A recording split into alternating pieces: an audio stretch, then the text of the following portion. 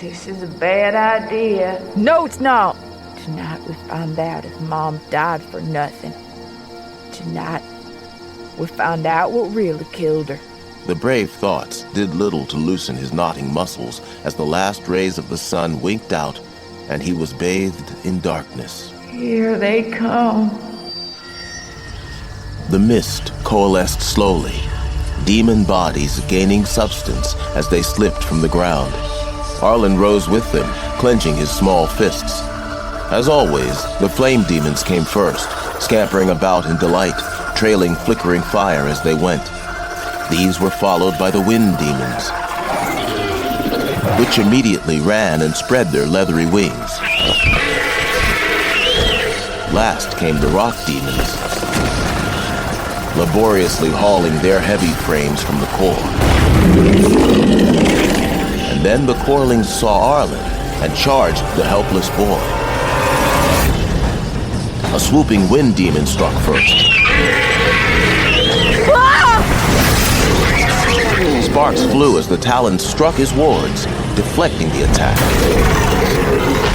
The creature struck the ground, and it pulled itself upright, twitching as energy danced across its scales. Next came the nimble flame demons, the largest no bigger than a dog. They skittered forward and began clawing at the shield.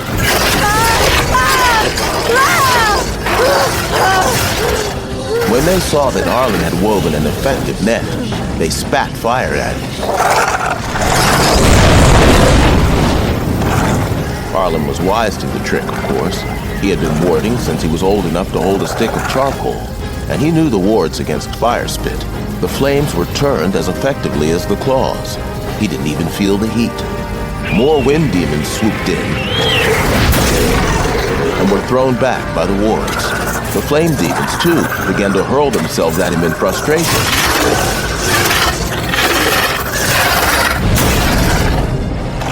Again and again, they were thrown back. Arlen ceased to flinch. Oh, come on, you buggers! You'll never get through! You can't get me! Ha ha ha ha! This was what he feared? This was what humanity lived in terror of? These pathetic, frustrated beasts? Ridiculous.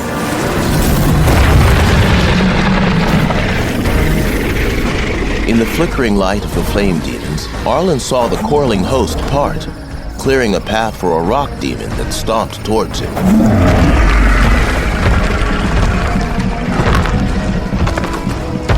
Arlen craned his head upward as the monster approached.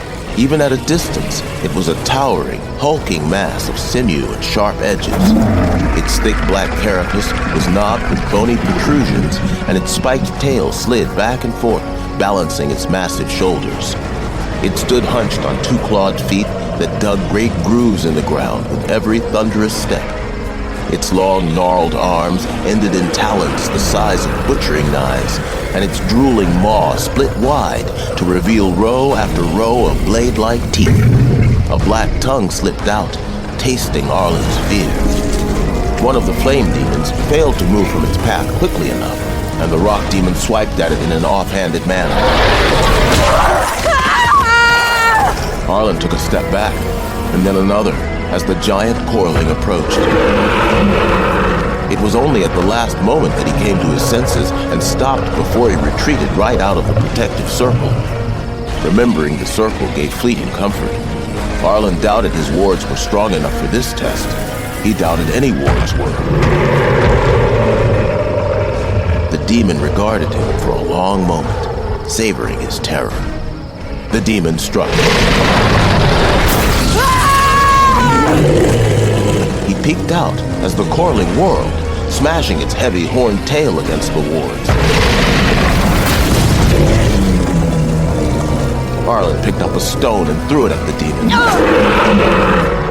Go back to the core where you belong! Go back and die!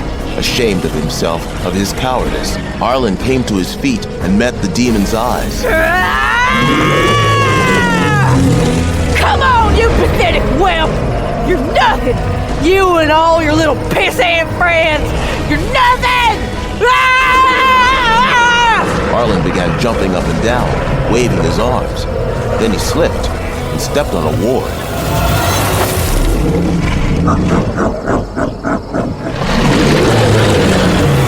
When they moved as one, Arlen whipping out his etching stick and diving for the ward, even as the demon swiped a massive clawed hand at him. Even as he repaired the ward with a slash of the tool, he knew he was too late.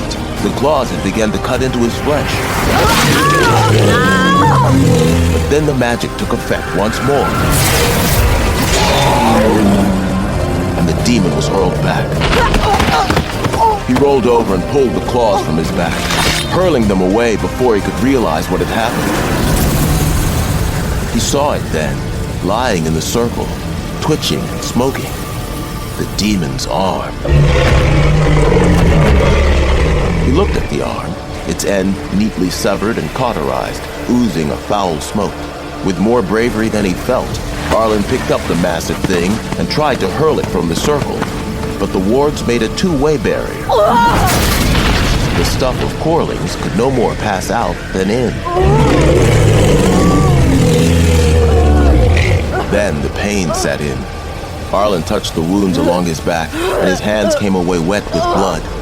Sickened, his strength ebbed, and he fell to his knees. He was weeping from the pain, weeping for fear of moving and scuffing another ward, and weeping, most of all, for his ma'am. He understood now the pain she had felt that night. Arlen spent the rest of the night cowering in fright. He could hear the demons circling, waiting, hoping for an error that would allow them access. Even if sleep had been possible, he would not have dared attempt it, lest a shift in his slumber grant the corelings their wish. Dawn seemed to take years to come. Arlen looked up at the sky often that night, but each time he saw only the giant, crippled rock demon clutching its caked and Icarus wound as it stalked the circle, hatred in its eyes.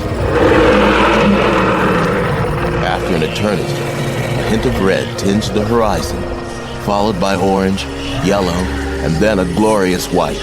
The other corelings slipped back down to the core before the yellow touched the sky. But the giant waited until the last, its rows of teeth bared. But even the one-armed rock demon's hatred was no match for its fear of the sun. As the last shadows scurried away, its massive horned head sank beneath the ground.